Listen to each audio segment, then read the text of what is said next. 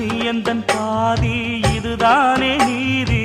உனை விட்டு போக முடியாதம்மா. மறைந்தாலும் நான் மறு ஜென்மமே என்றும் தேடி வரும் சொந்தம் இது கண்மணி. அதை தள்ளிவிட நியாயம் என்ன கண்மணி. இது நீ இருக்கும், இது நீ இருக்கும் நெஞ்சமடி கண்மணி. இன்று யாரடிச்சு விண்முதடி கண்மணி.